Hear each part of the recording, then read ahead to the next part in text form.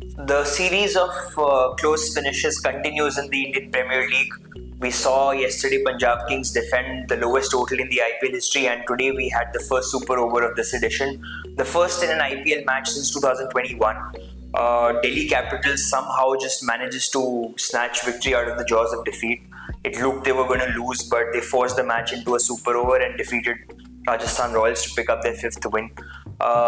Rajdeep, take us through that first super over Right. Of this Right, IPL. I mean, Mitchell Starc has to be the player to talk about. Obviously, he picked the player of the match award as well, but coming to that in a bit. But in the super over, especially, he was handed the ball, and it seemed like Rajasthan would get more than they eventually did because they scored 10 of the first 3 balls, but then 2 runouts really turned the game.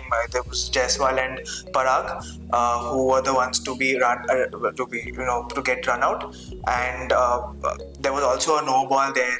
He Stark sort of side-footed the crease, and then we thought Rajasthan could get more. But then obviously Stark reined back, and it was only 10 runs conceded in the super over. But where do you think it went wrong for Rajasthan in the super over? Yeah, I mean, I think the first mistake they made was not sending in Nitish Rana. He's grown up at the Firosha Kotla or the Arun Jaitley Stadium now, and he scored a 50. He was looking in fluent touch. Not sending him into bat and going for Riyan Parag, maybe who's not been in the best of touches in the past few games, I don't think was the right call. And secondly, I think Jofra Archer has been their lead bowler in the past few games. Today also he picked up those 2 early wickets. And Sandeep Sharma is effective, no doubt, but I think in such situations, the sheer pace that which Jofra Archer offers, I think that would have made a difference. And eventually Sandeep Sharma got slightly predictable with his the slower deliveries. He uses that off cutter to great effect, but I think the 6 that Stubbs hit, he expected that slower bouncer to come at him, and he was geared up for it. And even the boundary that KL Rahul picked up, he knew it was going to be wide outside off. He shuffled across and then just lofted it over backward point and third man. But again, I mean, Rajasthan Royals getting into the super over itself was surprising. Yeah. It really never looked like it.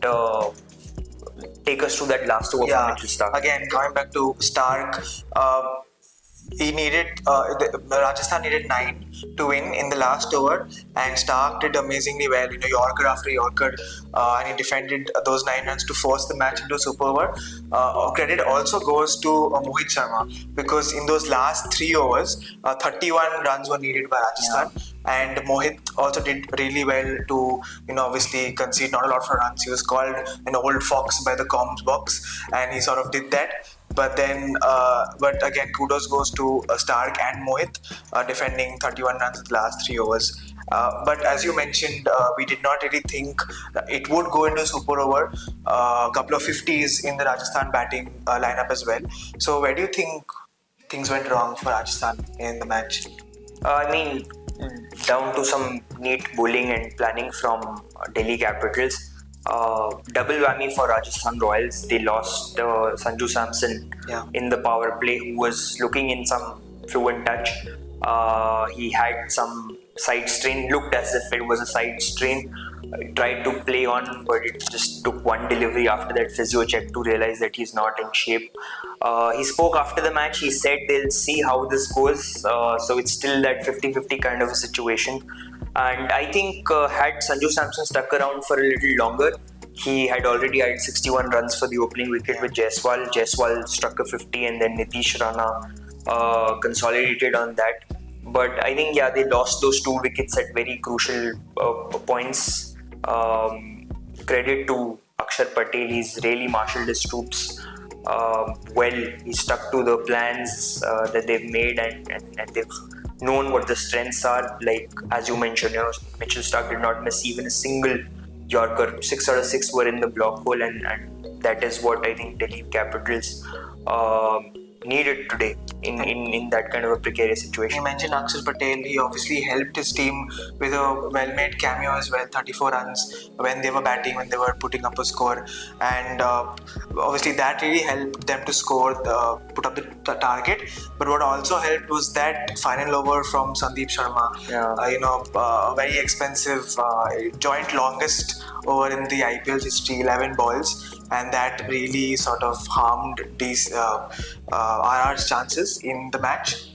But yeah, obviously it was an innings of two halves, not even two halves. It was three quarters and then one quarter.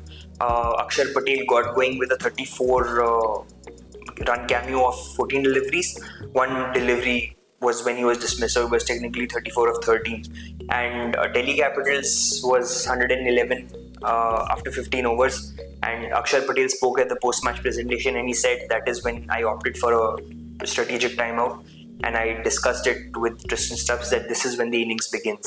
And they really hit the money in that phase in those death overs, and they added 77 in the 5 overs, which was eventually the difference in the end. That was it from this match. Thursday brings us yet another exciting contest in the IPL. Mumbai Indians will host Sunrisers Hyderabad. Now these are two batting units who will relish the batting friendly conditions at the Wankhede Stadium, and we might just see a few batting records topple off. Thank you for watching. You can keep following Sportstar for all the latest updates from this season's Indian Premier League.